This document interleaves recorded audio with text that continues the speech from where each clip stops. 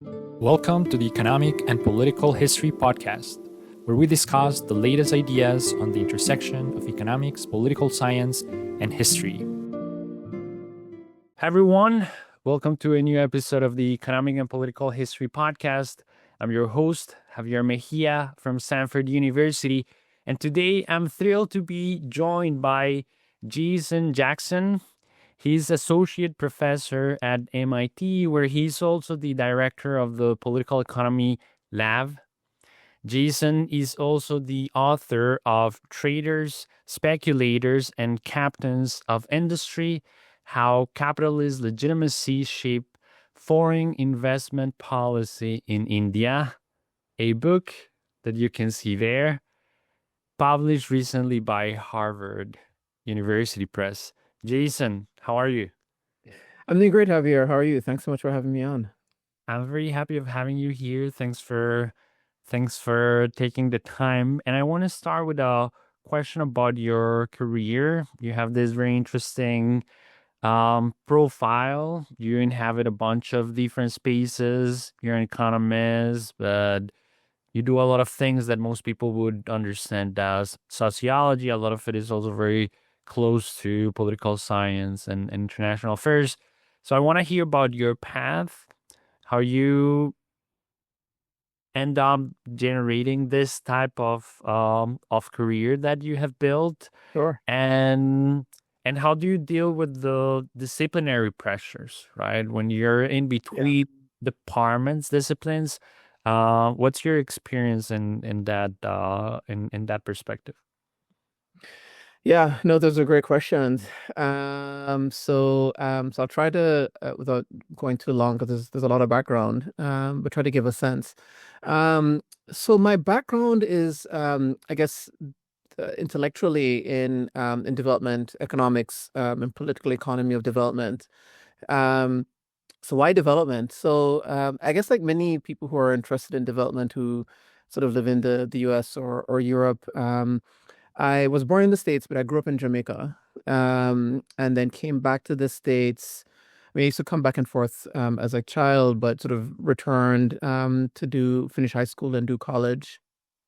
And I think this is sort of boring because I think this is the case, I think, for many people who are in development. That was part of the backdrop, just basically growing up in a developing country, but then also kind of going back and forth between Jamaica and the US. Immediately raised questions about why do we see these kinds of developmental disparities across countries, and what can we do about it? So on one hand, it was super motivating, if not particularly unique. And so those are my kind of interests. So I started college. I sort of majored in economics, and which was great in many ways. But also, I remember coming to the end of my undergraduate. I sort of felt like, well, I mean, on one hand, this has been great. The things that I've learned in econ definitely have given me a very useful framework for making sense of how the economy works. But at the same time, I felt dissatisfied. I felt like the things that I'd learned didn't really help me to answer the kinds of questions that I was really motivated by, which again were these questions about developmental disparities. So I felt like something was missing. So at any rate, I finished undergrad, worked for a couple of years in New York, and then went to South Africa, and worked at a think tank, which was a really amazing place called the National Institute for Economic Policy. It was a think tank that came out of an effort by a group of heterodox economists in the late 80s and early 90s to devise macroeconomic policy for South Africa once it became clear that South Africa was going to transition to democracy. So it's a very cool place. And I was really excited by the work that I did there and the colleagues that I had. And so after finishing there, I went to SOAS, the University of London, to do development economics. And I went to SOAS specifically because it's a place that was very much development focused, not just in econ, but I'd say really across the university in many respects. Sort of questions of development are really quite central. And also it offered a kind of broader, sort of more heterodox approach to development economics, which I thought was a nice balance with my undergraduate econ degree, which was much more mainstream. And that really, I think, kind of set the foundation for the interdisciplinarity that you mentioned that would follow. So after SOAS, I went back to the Caribbean, to Barbados. I worked at the Caribbean Development Bank for a few years as a research economist, and then came back to the States again for more grad school. And I went to the Kennedy School and did an MPA, and then went straight from there to MIT and did my PhD.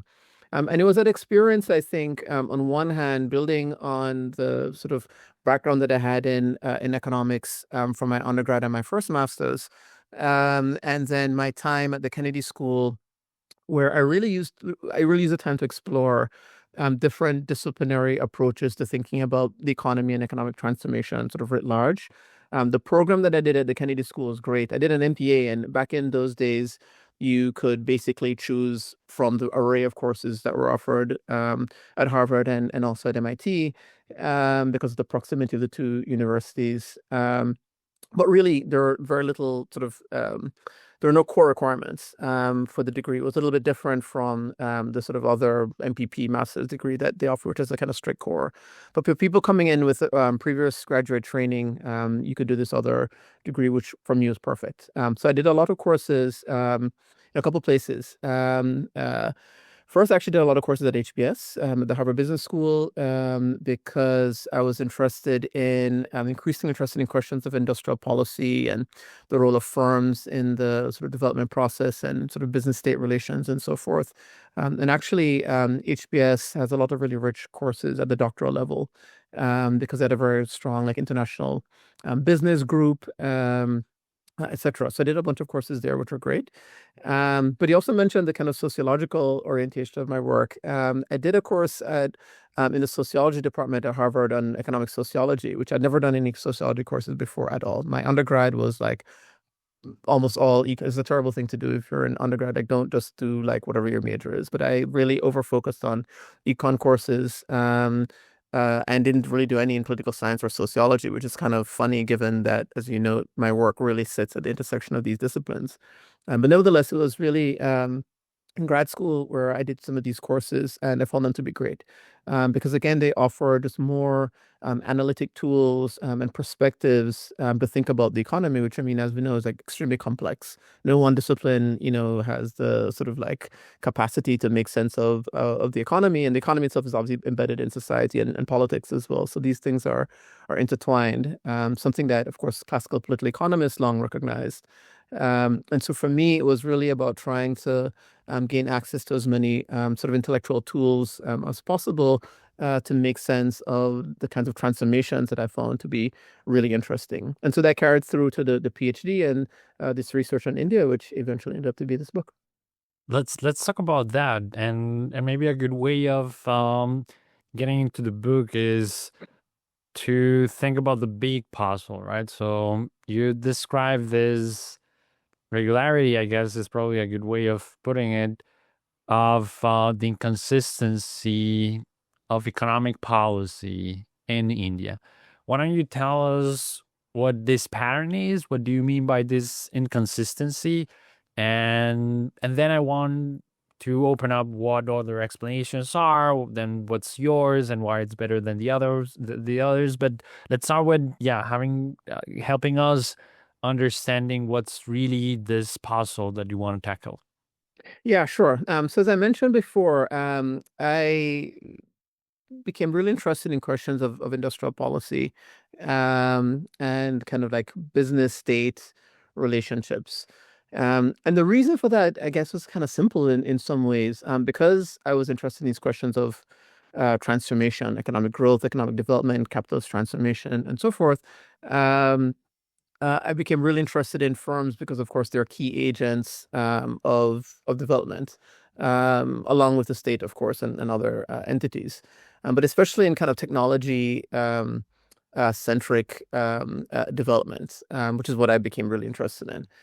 And so in India, so this led me to thinking about questions of foreign investment policy, because foreign firms can and often do play this really important role in developing countries, in facilitating development. But there are a lot of tensions that run through the participation of foreign firms in in local economies, as we know. And so that made it very interesting, made it very dynamic kind of like space to study. So in India, one of the things that I observed was that there was ongoing debate at the time when I was doing my fieldwork about foreign investment reforms. So this was around the 2000s. So a period which is now getting into its second decade in India, but also in other places as well, China, parts of Latin America to some degree, that were all going through different types of economic reforms. For the most part, sort of opening up, so to speak, to the global economy, right? So we can talk more about the opening and sort of this idea of opening and so forth. But nevertheless, in India, much of the sharpest debates at the time were about foreign investment reforms. And the idea was that multinational firms could have, the proponents of foreign investment reforms argue that multinational firms could have these catalytic effects in the economy. They could bring in finance, technology, etc., and really help to accelerate economic growth, which, by the way, in the 2000s was like booming. In the 2000s, India was growing probably anywhere between 6 to 8%. So just about the fastest in the world. China was maybe a little bit faster, though there are lots of debates about the figures, but nevertheless, it was extremely fast, rapid growth. Um, but yet, for many of these kind of proponents of foreign investment reforms, they were frustrated because what they observed and experienced, they might describe as sort of like two steps forward, one step back. Meaning that India would identify a particular sector, say they're going to open it to foreign investment, make some reforms, but then scale them back. And this kind of pattern played out through the 1990s and in the 2000s. And so this was a source of like lots of debate and so forth, both within India but also outside. And in the book, I start off by citing one of these, an example of this discourse in The Economist, which is a very reliable place to look for to sort of get a sense of like what the sort of like economic liberal view is on economic policy. And The Economist didn't disappoint. Because there are these stories that were kind of lamenting this stop-start nature of economic reforms. And so again, that just provided for me a really interesting and generative place to begin to think about this question: why it is that we have this sort of stop-start mode of reforms. The explanations that tended to be put forward, I didn't find entirely convincing. And so my goal was to try to see what else might be going on. Let's talk about those alternative explanations, because it sounds like something that could be explained by just ideological shifts, right? So the world moved from Keynesian ideas to neoliberal ideas, and that happened throughout the developing world, right? And also electoral politics, you talk a bit about that. So what are those big alternatives out there, and why weren't you convinced by them? Yeah, sure. So, I mean, we can begin with the first one you mentioned. So these kind of like broad paradigmatic shifts, right? From Keynesianism to neoliberalism. So I will say that when I was doing this work, this was a kind of peak of literature in political science and sociology, especially, but also in economics as well, that really centered on these paradigmatic shifts and the kind of effects they had on economic policy, not only in the developing world, but also in Europe and the United States. So this was a big field, and it was one of the places where I drew a lot of kind of ideas and inspiration. Um, However, whereas I think the arguments that are put forward trying to explain, which is mostly what this literature does, how did neoliberalism emerge from a kind of Keynesianist backdrop, etc., was very helpful. It didn't really address what was going on in India, which, if we were to sort of frame our discussion within the context of these paradigms, India was in the neoliberal moment. But yet it was still, for observers, constantly reverting back rather than sort of like advancing. I mean, there's like kind of teleological sort of understandings with respect to these reforms, right? That you're constantly moving forward. You're reforming towards something, towards a sort of full liberal economy.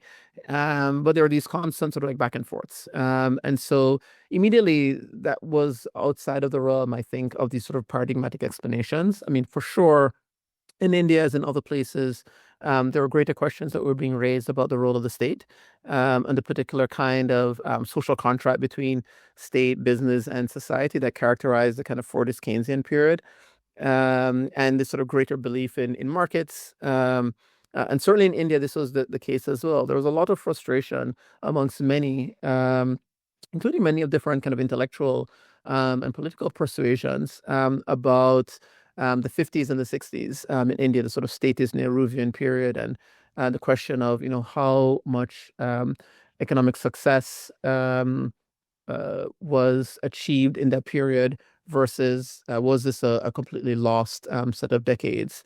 And so this continued to be, and is still today, a very active kind of discussion. But again, the kind of like back and forth movement that I was observing people really talking about was all operating within a kind of liberalizing kind of paradigm. So immediately that suggested to me that something else was going on. And what about, and I'm just also curious about another big interpretation possible there, right? So just electoral politics, right? So political cycles. Isn't there just Sure.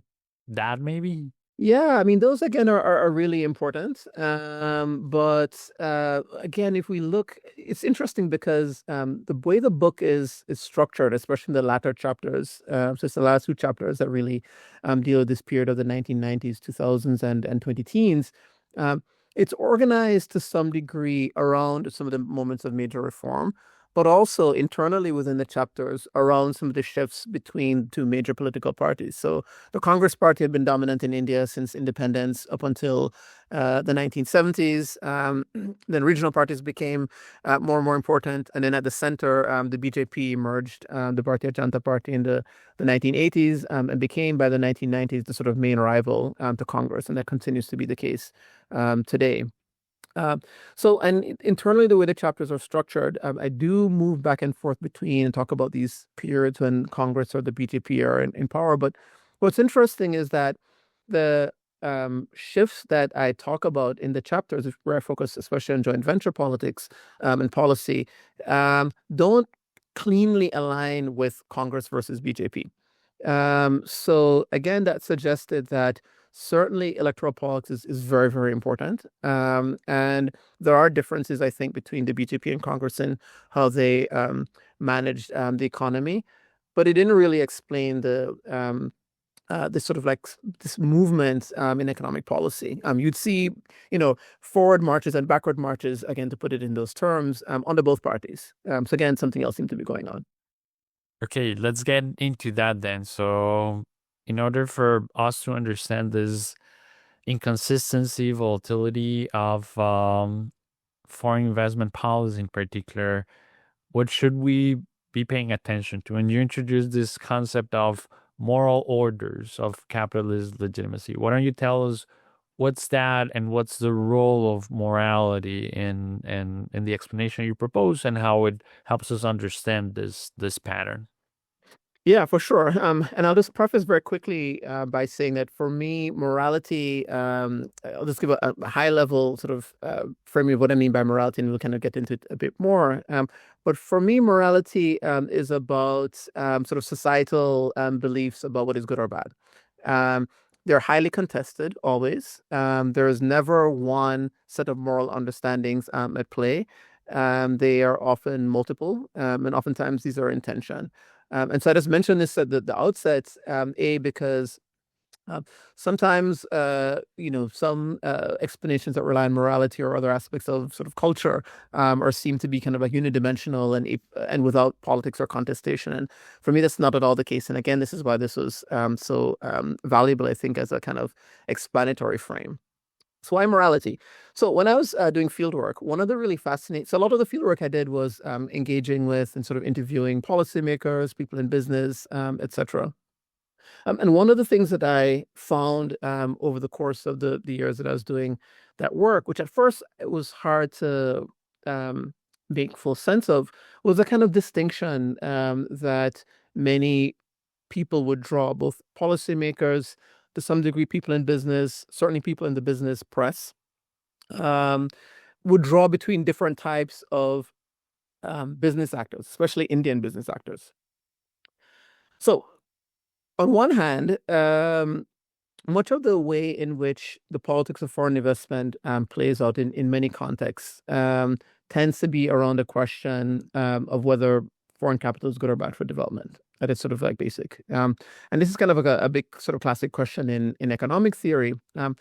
But it's interesting because even from a kind of theoretical perspective, there's an ongoing debate. So on one hand, foreign capital can be good because it can bring technology and finance, which of course many developing countries need. So that can be potentially good because they can have positive spillovers for others in the economy and everyone can sort of gain. That's the happy story. The other view, though, is that foreign capital can actually be problematic because foreign firms may come in, they may displace local competitors, they may become sort of local monopolies. They can send all their profits back to the home country. They oftentimes don't bring the latest technologies, they bring sort of moribund technologies, and so they can stunt development. And so this tension, which both exists in economic theory, but also in economic policy practice, was very much at work in India and in other places as well. So again, this made it really interesting. But I mentioned this here because it suggests that there are two different ways in which foreign capital might work. And in many places, including in India, these different ways in which foreign capital might work, beneficial and positive on one hand, potentially regressive and negative on the other, often becomes ascribed to particular foreign firms. In India, for example, people would refer to many of the firms that they saw as sort of more regressive foreign firms under the broad category, of East India companies, right? So they refer to these foreign firms as East India companies. Again, drawing very explicitly on the legacy of the East India Company itself, which was seen as a highly extractive colonial force in the colonial era. I'm sure we'll come back to this later on. So this distinction between different kinds of foreign firms is very like common, right? So it's common through Asia. It's very common in Latin America, right? So that was there. But what was even more fascinating was a distinction that my interlocutors, many of them drew amongst domestic firms. And this was something new, which I had never seen before really in any real way in the literature. And so they suggested that there are some firms when the reforms were taking place. So part of the idea of these reforms, again, the positive view of foreign reforms is that they'll help domestic companies because foreign companies come in, they bring capital, they bring technology, they spill over to local firms. In India, there was long suspicion about the extent to which this would just happen naturally. And so a key measure in India in economic policy reforms was to use joint ventures as a kind of policy mechanism to try to ensure that domestic firms would benefit from the entry of foreign firms. So this means that foreign firms come in, they have to find a local partner, work with the local partner, form a joint company. And then the idea is that technology would transfer not just to the country writ large, but also to the local partner as well. So it really was a way of trying to deal with this tension around the sort of positive or negative benefits of foreign capital. But what many of my interlocutors sort of noted is that some Indian companies, they said, were really keen on sort of learning getting new organizational tools from their foreign partners, acquiring these technologies, and using these technologies to upgrade, right, to sort of expand and deepen their own capabilities, which of course are the kinds of things that reformist policymakers wanted them to do, right? Is the whole point. This is presumably how you grow, this is how you develop industry.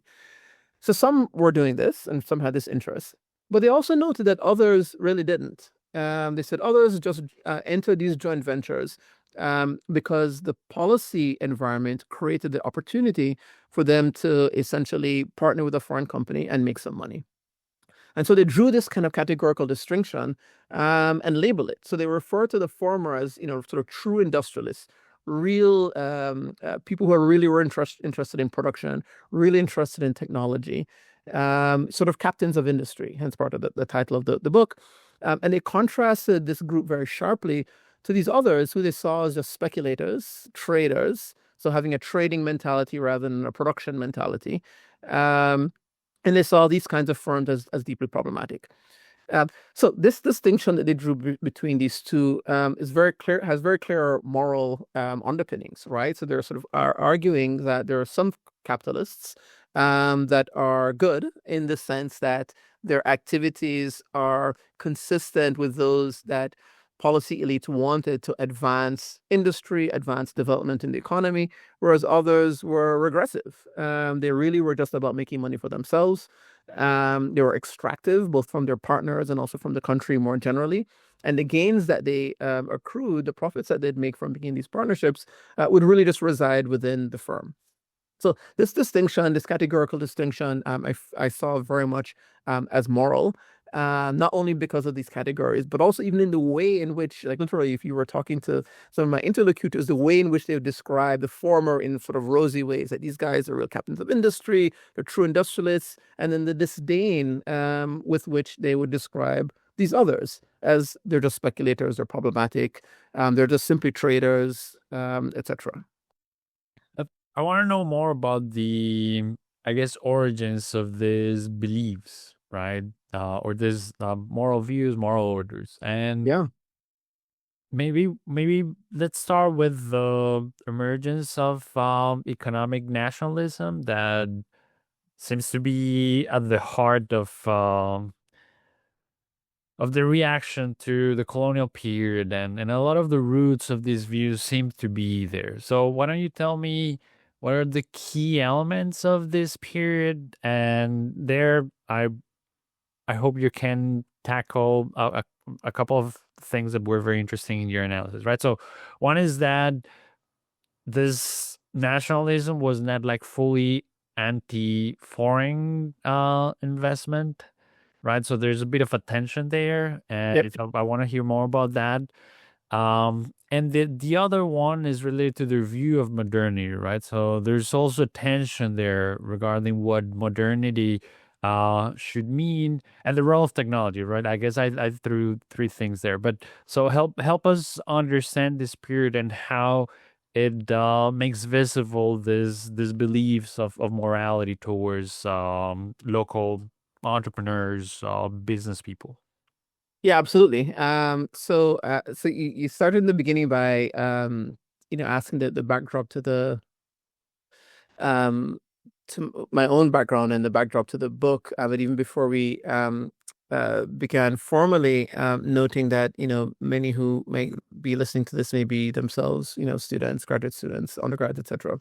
So this is where I often joke when I talk to my own students about this and say, when I began this project, I thought I'd focus on the 80s, the 90s, and the 2000s, and the 2010s. That was it. But what I found was, as I was getting these insights from my interlocutors and from what I was observing on the ground in India, it raised questions to me as to how do I make sense of this distinction that people are making. And that required me to delve much more deeply into history than I had planned. And it was fabulous. It was really very generative and a way for me to really understand where people were coming from and these kind of ideas that people were deploying, because they're very, very deeply embedded in the sort of like polity and sort of like economic understandings and culture really of in India. So what did I do? So in order to make sense of this, a couple of things were very helpful. One, as is often the case, engaging with sort of senior colleagues and reading their work, and two people's work were really helpful. One was an economic historian named Nasatyabji, who was writing at the time a number of articles which later became a book on the Nehruvian period of the 40s, 50s, and 60s, and was asking very similar questions. And the second is a historian named Ritu Birla, who wrote a book which had just come out when I was beginning my work that focused on the sort of 1870s to the 1930s. But again, was looking at questions of legitimacy and so forth. So I mentioned those two here, and I'll probably come back to them. So to make sense of this distinction, first I had to try to understand the sources of economic nationalism in India. Many people will sort of begin with the early 1900s and the Gandhian period, the sort of Quit India movement and so forth. And I think that's a reasonable place to sort of start. But I think in order to make sense of what was happening here, you have to go back even further. And for me, the book actually begins around the 1830s with the slow demise of the East India Company and the emergence of the British managing agencies. which were private entities formed in many cases by former employees of the East India Company. But this is a key moment for a couple of reasons. One, the East India Company is beginning to go into decline, and by the end of the 1850s, early 1860s would lose its governing authority in India. But secondly, India was starting to industrialize very, very slowly. This began mostly in Calcutta, in the east, which was then the colonial capital. We see early industry in some areas that are closely tied to the agrarian economy, like tea, but in other areas like shipping, banking, jutes, and so forth. And this is really concentrated on one hand in a couple parts of India, but also it's being done largely by these new joint stock companies that eventually fall under the control of managing agents. And so this is early industrialization. And so there's a reaction to this this begins in 1830s, 40s, 50s, and really picks up steam in the 1860s and 70s. And by the 1870s, you start to get a reaction from the first sort of real set of Indian economic nationalists, who essentially sort of recognize, I guess, attention in the operations of these British-controlled private firms. On one hand, they see them, and this is going to parallel what I said earlier about these tensions in foreign capital. On one hand, they see them as foreigners, as extractive, as exclusive. So the management and control of these firms lay largely with the British. It was very difficult for Indians to break in. To the extent that they were engaged with these firms, it was often through Indian companies often had to do so through forms of like junior partnerships or as other kinds of other subordinate positions with respect to these companies. So on one hand, this was clearly an exemplar of the sort of like mode of colonial practice for many early Indian economic nationalists. But on the other hand, they saw that these firms were bringing modern industry to India. They were bringing in new technology. They were mobilizing finance, though much of that finance actually came from within India. Some of it came from overseas as well. But they nevertheless were serving the role that joint stock companies serve as an institutional entity, which is a mode of raising capital and bringing capital together with technology and labor to produce. And this was happening. So from very early on, there was a tension around the role of foreign capital, where even early Indian economic nationalists, even while seeing the sort of close ties and modes of exclusion that these firms were engaged with the colonial state, at the same time, they recognized that they were transforming the economy in ways that for them were modern. They were bringing modern industry. This is the late 19th century, a period when the sort of like second industrial revolution. So, of course, as we know, before this, really only England was industrialized. But this is when Japan, the United States, Germany, etc., also beginning to industrialize. These early Indian economic nationalists, being quite elite themselves, were very cognizant of what was happening in other parts of the world. In Europe, in the Americas, and in other parts of Asia and Latin America. And they wanted this kind of transformation to occur in India as well. So there was this tension from very early on around the role of foreign capital.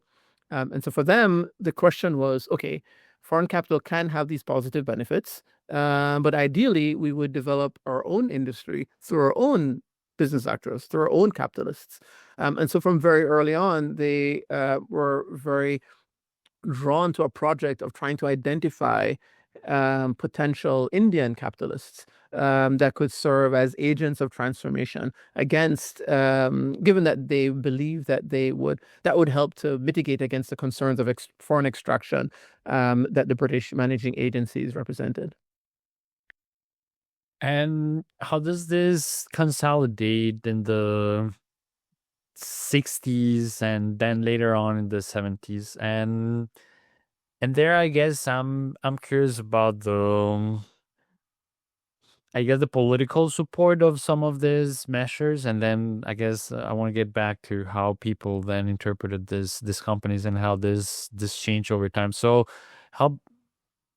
help us getting from the inception of nationalism into Sure. the Nehruvian period, and then what you call the populist, anti-capitalist expansion of sentiment. So help us getting through that following period. Yeah, no problem. Okay, so where this ended was around I'd say the 1870s, 1880s, 1890s, right? Where we have nascent Indian economic nationalism on one hand, but also a nascent development of Indian industry, primarily owned and controlled by British actors, so oftentimes with local capital, in a way that again was seen as potentially extractive. But then also the early emergence of some Indian business figures in industry. Indian business had long been very dominant in the commercial sphere in trade, especially in agrarian areas, but you start to see them moving slowly into industry as well. So this is important in setting this kind of stage. Okay, so I'll jump ahead for you. To get to the Nehruvian period, the sort of 1950s, so the kind of post-1947, post-independence period, I'll just note one potentially key thing for our conversation, which also comes back to what you asked earlier about modernity. So again, people who are, I guess, I sort of center on in this book that I refer to at various points in time as Indian economic nationalists, Indian policy elites, and so forth. Their view of the economy, they offer one particular idea of modernity. So for them, economic growth, transformation is about industry, is about technology. It's important to know that this is contested. So going back to what I was saying before. So even though my focus in this book is on this group, there are other views in India at various points in time about what constitutes modernity. And of course, the most important alternative comes from Gandhi. And so in the book, I have a chapter where I talk about the emergence of Gandhi on one hand, but then also Nehru. This is in the 19-teens, 20s, and 30s. And the fact that on one hand, they were very close, both personally and professionally, but also the kind of sort of ideas, the kinds of economic nationalisms, plural, that they advanced were in conflict. So Gandhi, of course, is famous for ideas not just of his sort of peaceful modes of resistance, but also ideas of village industry, and that kind of underpinned a particular model of development that Gandhi thought that India should pursue. And that contrasted very strongly with the Nehruvian view, which was much more about large-scale industry, sort of modern technology, and so forth. I will say here, though, that Gandhi's idea of village industry should not be seen as sort of traditional in a kind of like in a sort of like narrow way. For him, small-scale production at the village scale was a way of putting forward a particular kind of modernity, a particular concept of advancement of Indian society. So I just want to make that sort of clear because oftentimes, it's easy to sort of think of like Gandhi, traditional, backward, and so forth, and like Nehru, modern. That would be a misreading, and I tried to make that clear in the book. And I highlighted here as well because it again speaks to this point of conceptions of modernity are themselves contested. And this is very clear even today in India with the kind of politics we see playing out as well. But by the time we get to the 1950s and 60s, so Nehru essentially wins out in this battle, both in terms of the battle of ideas for the most part, but also he is in control of the Congress Party. Post 1947, he's elected Congress is elected into power. Nehru becomes prime minister and tries to start to put some of these ideas into effect. Now, the 50s and the 60s, for most, are seen as a period of statist industrialization in India, and then that's correct. To some degree. But what's often downplayed is the important role of private capital, which accounted for close to half of capital formation in this period. So sometimes that gets lost in the focus on sort of like statist industrialization.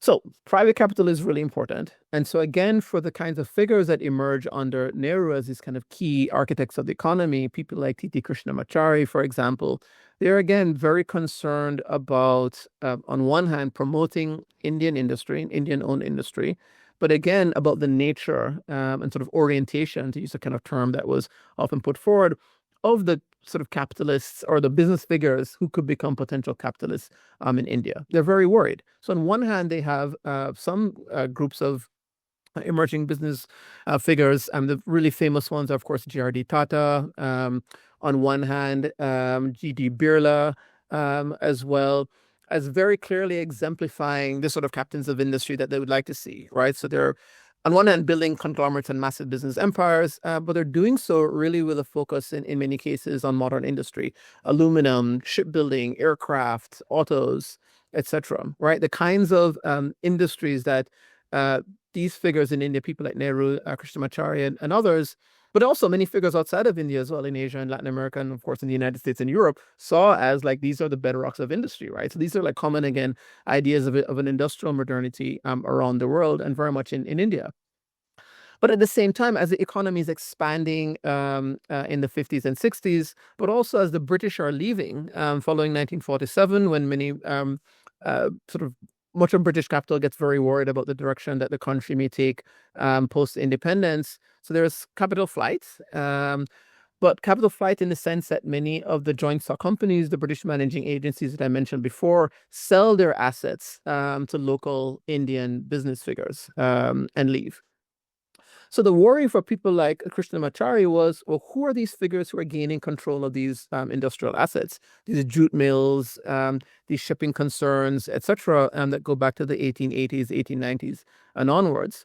And a worry was that whereas on one hand you have the J.R.D. Tatas and the G.D. Birlas, great.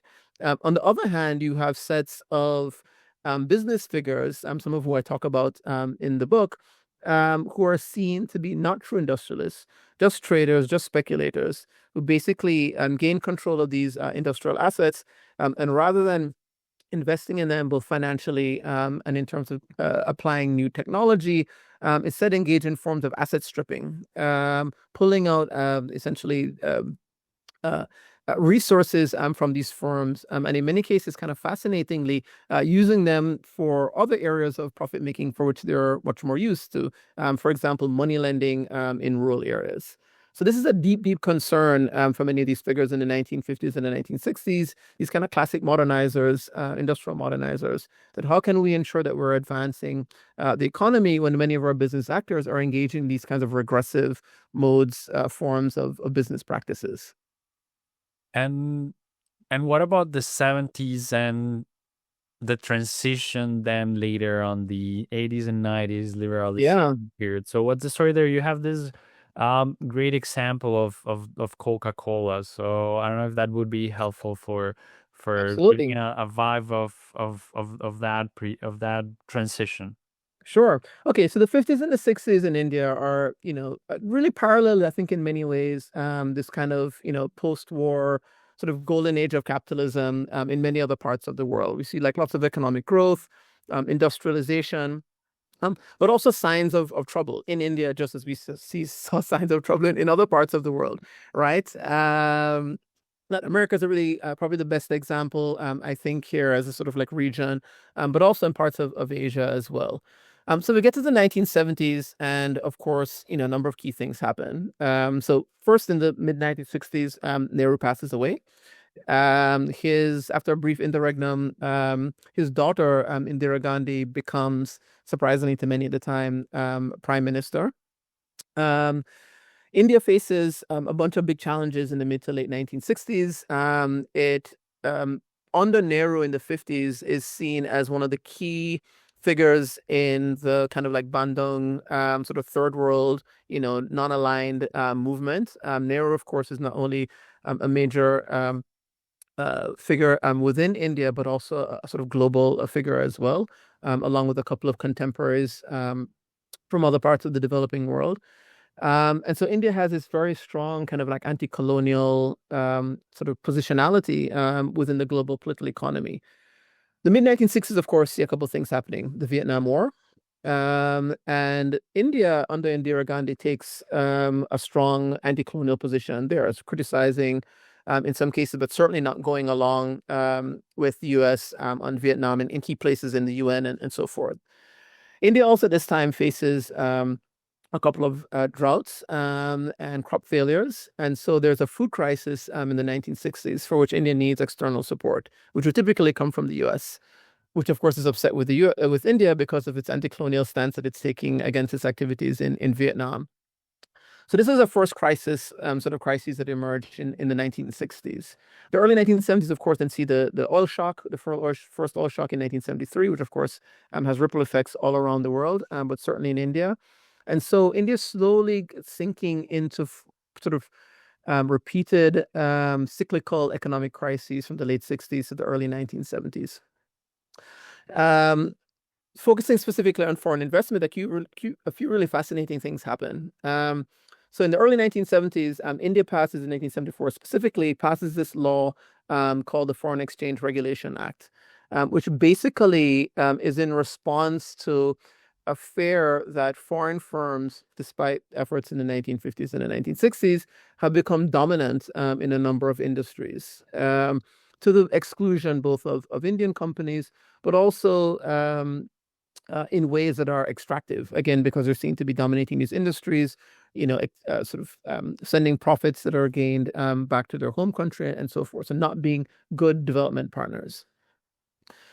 So the Foreign Exchange Regulation Act basically says that all companies in India can only have a maximum of 40% foreign ownership. So it means two things.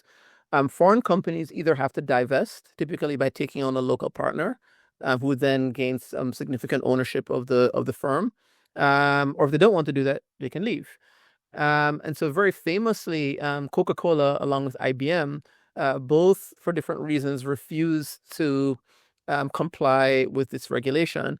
And so we're sort of famously kicked out of India in this point. And the Coca-Cola stories, again, one that I begin with at the beginning of the book in the introduction, then come back to later on in the chapter that sort of talks about the 1970s. Happy to talk about it here further because it's a colorful story, but it's a key one there. And so India, by the time we get into the late 1970s, is in, again, sort of like repeated economic crises. Congress loses power for the first time since independence in 1977.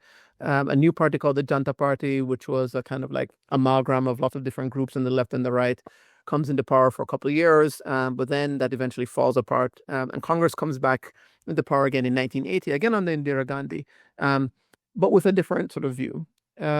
Meaning that in the late 60s and the 1970s, Indira Gandhi, for the most part, kind of continued in the sort of like statist economic policy tradition of the 50s and 60s, with some differences. But in the 1980s, there's a real change towards thinking about market opening. So in India, oftentimes 1991 is seen as the kind of key moment of economic reforms, and there's something to that. But actually, much more important moments came in the early 1980s and even the 1970s. And so 1980s, Indira Gandhi comes back to power. She's focused much more on markets. She promotes modes of consumerism that lead to a particular paradigm that I refer to in the book as aspirational consumerism. The idea is that the benefits of development need to spread much more broadly to people. So Indira Gandhi was always a populist from the 1960s and the 1970s. But in the 60s and 70s, the economic tools that she used to support her populism, I suppose, were much more the statist variety. Whereas in the 1980s, they were running much more through the market.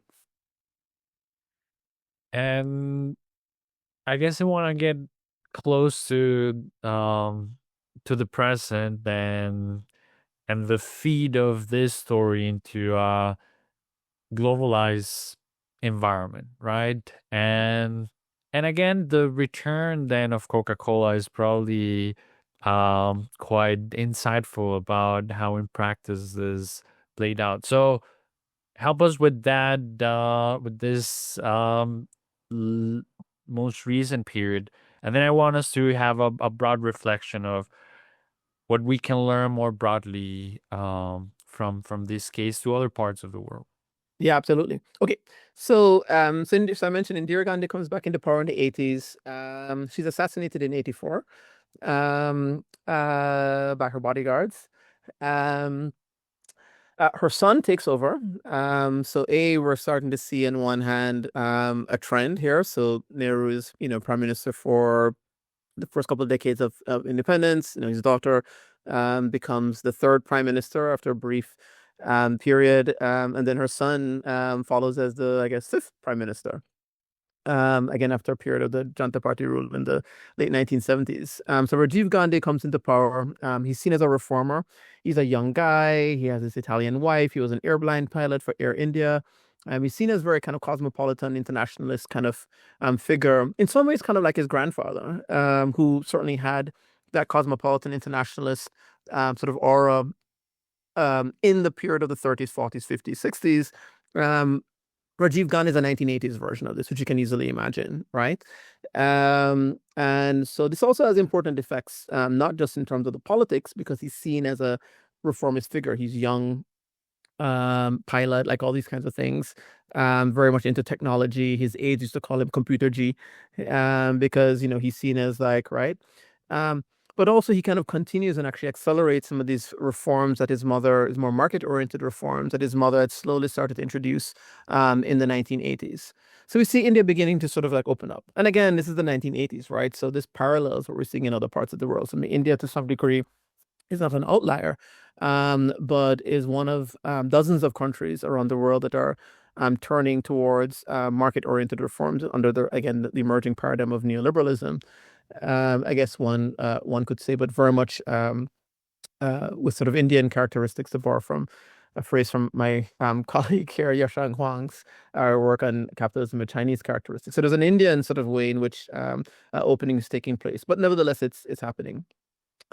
This accelerates in 1991, again after a period of a few crises, both economic and political.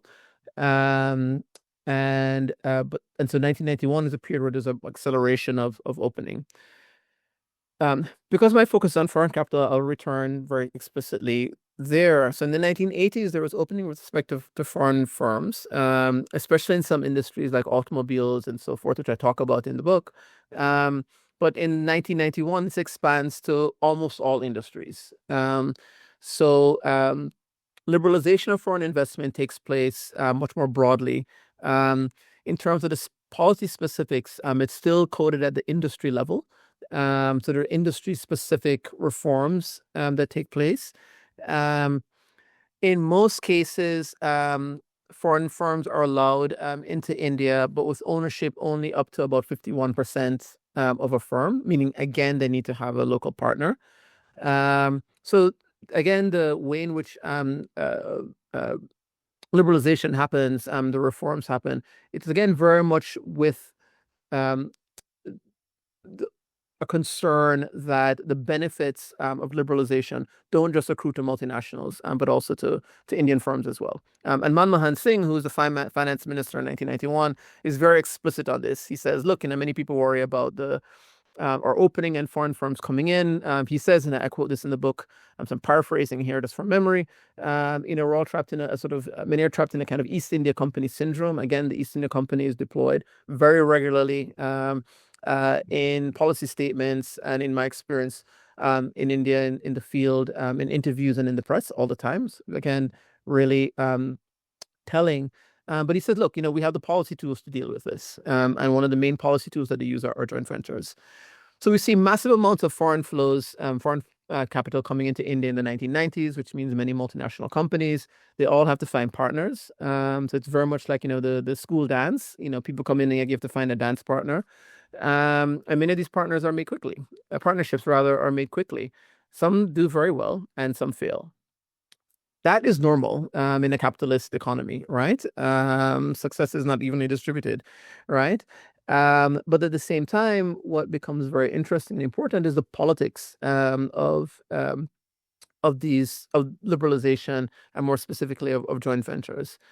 What you find by the mid-1990s is Indian companies starting to complain. And most famously, there's a group that became colloquially or informally known as the sort of Bombay Club, which was a group of large Indian business groups. And essentially, they're ostensibly led by a guy named Rahul Bajaj, who was a really well-known, large-scale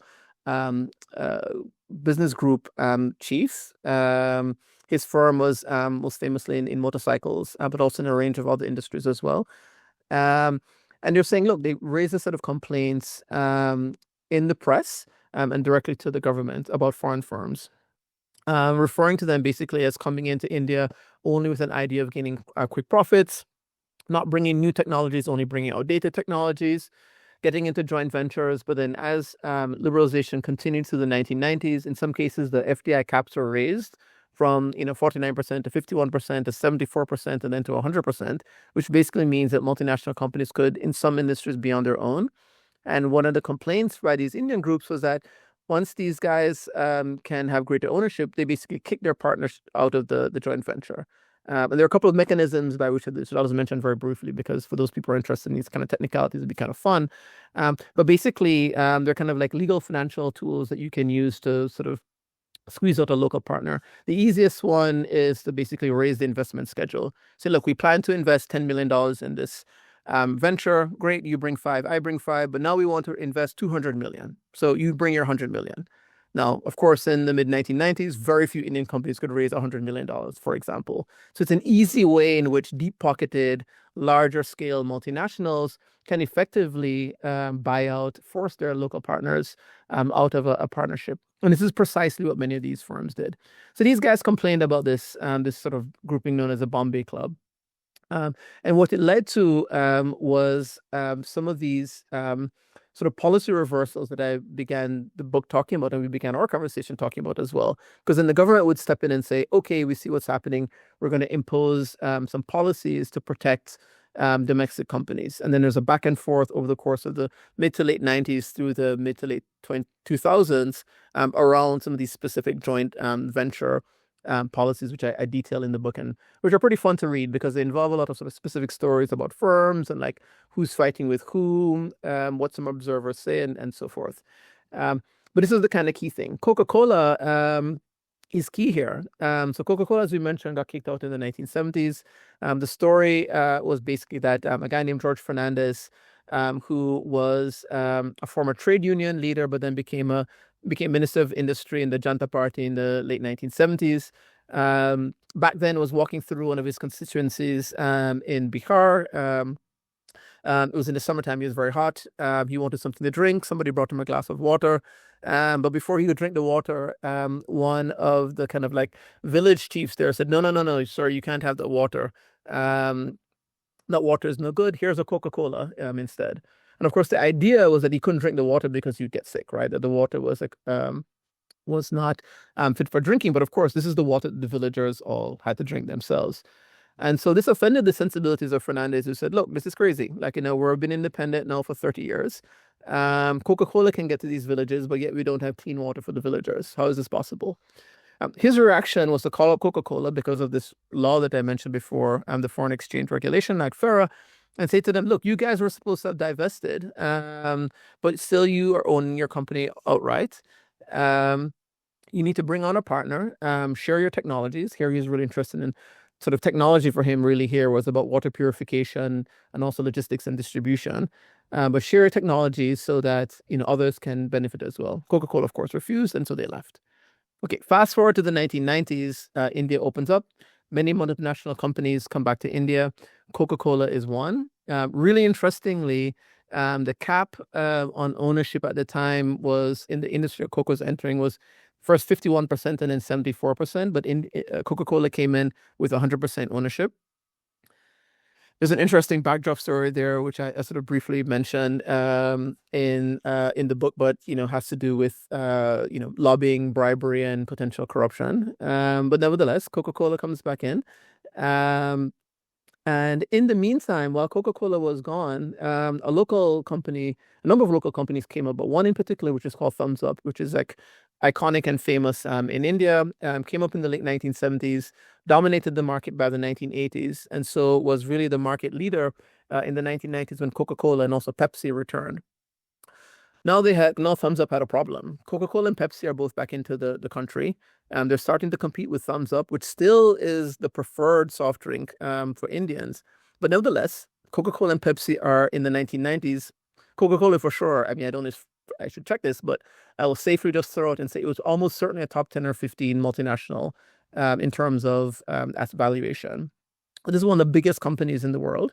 And they proceeded to engage in the kinds of business practices that large companies do when they want market share, right? And so Thumbs Up starts to feel the heat. Of course, Coca-Cola and Pepsi are also competing at this time. And so the worry at Thumbs Up is that we won't be able to compete. We can't maintain the kinds of investment levels that would be required for us to survive against these two giants. In fact, one of the brothers, Coca-Cola, was owned by this family, and one of the two brothers basically sort of famously drawing this Indian metaphor and saying, when elephants fight, the grass gets trampled, right? The sort of idea that with these two global multinationals competing in the market, we're going to get stomped. And so Coca-Cola pressured Thumbs Up to buy them out. Eventually, they accepted and sold to Coca-Cola, which interestingly did again the thing that monopolists, especially in this kind of sector, tend to do in the sort of branded goods sector, which is you buy a competitor, bring them into your portfolio, and then kill it. So basically, you stop producing it so everybody will drink Coca-Cola. This didn't work because people didn't really want to drink Coke. Everybody wanted Thumbs Up. So Coca-Cola actually had to bring Thumbs Up back onto the markets after trying to kill it in its portfolio. And it went on to vastly outsell, for Coca-Cola itself, it went on to the Thumbs Up brand outsold, a Thumbs Up drink outsold the Coca-Cola drink by like a multiple. And again, this suggested for a number of people something, which is that why did Thumbs Up sell out? Did they really need to sell out? Clearly, they could have competed because, as it turns out, even once Coca-Cola bought them, Thumbs Up effectively continued to outcompete Coca-Cola, even within its own portfolio. And so what does that tell us about the nature? This is now going back to this question about sort of morality and capitalist legitimacy and these kind of categorical distinctions. What does this tell us about the nature of our business leaders? Like, how should we think about the Thumbs Up guys? So, on one hand, one views that they're these great entrepreneurs because in the 1970s, they come up with this new drink. It sells like wildfire. They grow to dominate the market. They're like a homegrown sort of champion. But then, a couple of decades later, when they're faced with serious multinational competition, they fold and sell out. And in fact, George Fernandez, the same guy who is sort of responsible for kicking Coca-Cola out of India, again, I quote in the book from an interview that he did where he recalls going and speaking to, one of the main Thumbs Up guys and saying, like, why did you sell out? So Thumbs Up at the time sold for $60 million. It's like, why did you sell it for $60 million? Do you realize that when you sold the company for $60 million, you sold India for $60 million, right? So, I mean, again, very clear, on one hand, nationalist sort of characterizations of what was happening. But then also this sort of question more broadly about, well, how do we make sense of these, of our sort of like our business figures, of our capitalists. And so then this tied into the sort of complaints on one hand that the Bombay Club was making about multinationals, but then also the question of how it would be interpreted by policymakers on the other. So are these legitimate complaints coming from our well-established firms that are saying that, look, these large multinationals come in and they use unethical financial practices to squeeze us out of the market? That's very plausible because that is capitalism. Capitalism is rife with monopolistic practices, many of which would be considered unethical. We all know this. But on the other hand, are they really true capitalists? Or are they just wanting, protection? So are they like energetic capitalists or are they lazy capitalists? So that kind of tension about how to make sense both of foreign capital on one hand, but even more interestingly, of domestic capital on the other, has continued to run through not just where we began, even in our conversation in the insights I was getting from my fieldwork in the 2000s and 2010s, but going all the way back to the early to mid 19th century and moving all the way forward through the late 19th century into the 20th century, through these different periods. And again, this maybe comes back to your earlier question about paradigms, Keynesianism, neoliberalism. We could also add statism and so forth.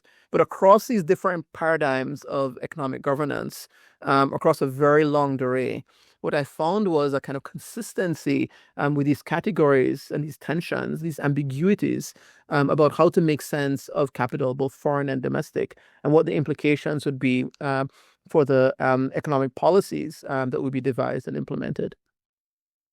That's fantastic, and I agree that so your book is full of these very colorful stories that I think give a great intuition of this thesis that you have, which is super interesting. And I would like to finish this conversation with I guess a current perspective and a bit more broad. So I would like to hear from you how you think that this reflection of morality is helpful to help us understand the newish global configuration in economic terms, right? Yeah. I mean, I'm asking you here a lot because everything is changing very fast and there's lots of chaos, but you have studied not only India, but Brazil, you have experience in South Africa, the US, and so on. So you've thought about this, you're familiar with different contexts. How do you think that things are gonna play out? How important is gonna be this reflection of economic actors from a moral perspective to influence what industrial policy in general is going to be in the coming future? Yeah, sure. So I can give a couple of examples. I mean, I'll just because of the moment, and both of us are physically located right now in the U.S., so I'll say a bit about the U.S. So, I mean, so one clear, obvious example that maybe I think might come to many people's minds in terms of how useful is this kind of framework for making sense of the complexities of our current moment is President Trump himself, right? So, and again, I want to center the kind of key theme in the book, which are these persistent ambiguities and the kind of tensions and contestations that they generate. And I think Trump is a good example. So he's a business figure, which for his supporters, they see him as very successful. He knows how to make money. And therefore, even going back to the first term and the campaign in the 2015, run up to the 2016 election in 2015 and 2016, the whole idea is that, he's a business guy, so he knows how to run the economy. Of course, his detractors even back then said, well, in fact, he's declared bankruptcy several times. He inherited his wealth. It's unclear whether he actually grew it or not in any real terms. Like, the money that he got from his father, Fred Trump, if he had, jammed it into a conservative, fund in the 1960s or 70s, maybe would have done better, right? So there was again this tension around how to make sense of Trump again, which I think played out very much on these moral grounds with respect to the kinds of business acumen, business practices, and what are the kinds of societal effects? Are they positive or are they negative? And certainly if you come around to the second term, we see even more of this. So we see the alliances. So many big business were skeptical of Trump in the first go. Now he has very strong alliances with industries that themselves are, morally ambiguous, let's say. Crypto, of course, is the kind of key example. So we all know the $300 or so million that people estimate that went into the campaign from the crypto industry. Tech is another. We see these big shifts within tech as well over the course of the last few years. So let's say the political and you're sitting in the valley right now, right? But the political valence of sort of big tech in the late 2010s looks very different than it does today. Right. And again, those are raising a variety of concerns. I mean, even if we just think narrowly about the sort of like the sort of, again, business practices and investment arenas. So all the questions about AI, for example, and what are the potential societal effects of AI, and how we should think about many of the figures that are leading sort of investments in AI. So that's very, I guess, presentist to some degree. But I'll just say maybe one additional thing as well, which is one of the things that was actually very helpful for me when I was doing this work is that coming back from, multiple trips to the field in India in the late 2000s and sort of early 2010s, one of the things that was very helpful in clarifying actually was that if you recall, around 2011, 2012, in the wake of the financial crisis, we had things like the Occupy movement and so forth, which now seem like very distant memories. But even in the mainstream, by which I would say, the pages of not even the New York Times, the Wall Street Journal, there are big questions that were being asked about the legitimacy, and I'll frame it explicitly in the terms I use in the book, of banks and bankers. So on one hand, how should we think about banks? So we need them for financial intermediation, for sure. But on the other hand, so they represent as a sort of organizational, institutional manifestation. They can have positive societal benefits. That's clear. Yet on the other hand, what was also clear in this time to everyone, and again, I mentioned the journal specifically just to give the sort of center-right, at best, sort of view, that they, capture their gains and socialize their losses, right? To put it in those terms. So again, sort of big banks, I mean, that term that was like everywhere, more than 10 years ago was a morally ambiguous category. And that had huge implications for economic policy making, but also kind of like broader discourses in society, as well as political effects as well. The second thing that sort of happened around that time, again, for me thinking about this stuff in India, but then sitting physically in the United States as a grad student here, was the emergence of what was then referred to as the sharing economy, right? So Airbnb, Uber, which again emerged onto the sort of national and global scene right around this time of the early 2000s, 20 teens. And once again, they raise very similar questions. So on one hand, there are these like startup disruptors, that are sort of, in the kind of urban mobility context with Uber, for example, disrupting taxis, which are long kind of like, again, themselves sort of morally ambiguous sort of like actors. It's hard to get a taxi anywhere unless you're in Manhattan, in the US. They overcharge, they're like unclean and so forth.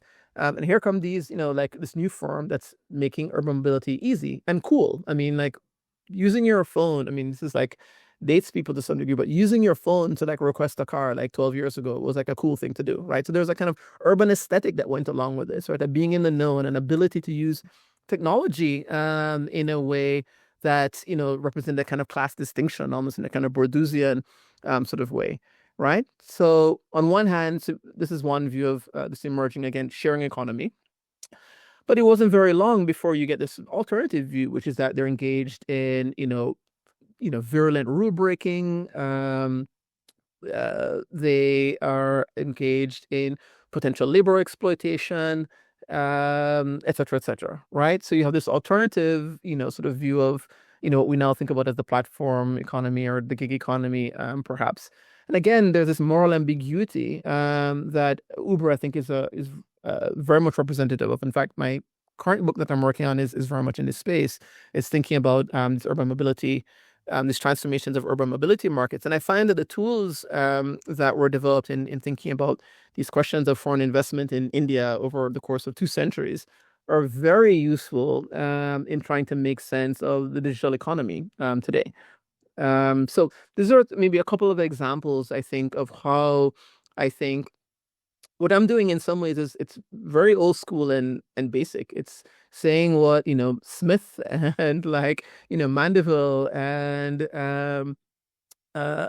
Marx and Weber and many of these other sort of figures in sort of moral philosophy and classical political economy said, which is that the economy is fundamentally moral. I mean, Smith's best book, certainly was probably not The Wealth of Nations. It was a theory of moral sentiments, right? So, so it's really just trying to resurface to some degree what I think we all know as a kind of common sense. So when we're all sitting around in a coffee shop, in a bar, on the street, chatting with people about the economy and economic policy, even for those of us who might be trained in economics, we're not really doing it in a kind of technical economic sense. I mean, fundamentally, we're making a bunch of moral claims, right? But yet in our scholarship, morality, I think, is subsumed. It's seen as maybe just about culture. It's non-material.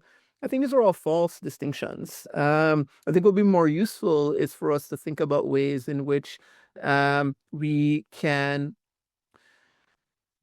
talk about the things that we sort of know at some intuitive level, matter in a similar kind of plane analytically as we talk about technical matters, right? Those two things need not be separate, but rather it's thinking about how they operate together that I think will really help us to have true insights into making sense of the very interesting and complex times that we're currently living in. Jason, thank you very much. My pleasure. Thanks so much for having me, and thanks so much for joining me in this conversation. It was really great. Thank you for tuning in today to the Economic and Political History Podcast. Don't forget to stay connected with us on YouTube and Spotify. I'm your host, Javier Mejia from Stanford University. Feel free to follow me on Twitter at Javier Mejia C and connect with me on LinkedIn. You can find me as Javier Mejia Cubillos. Until next time, stay engaged, thank you, and take care.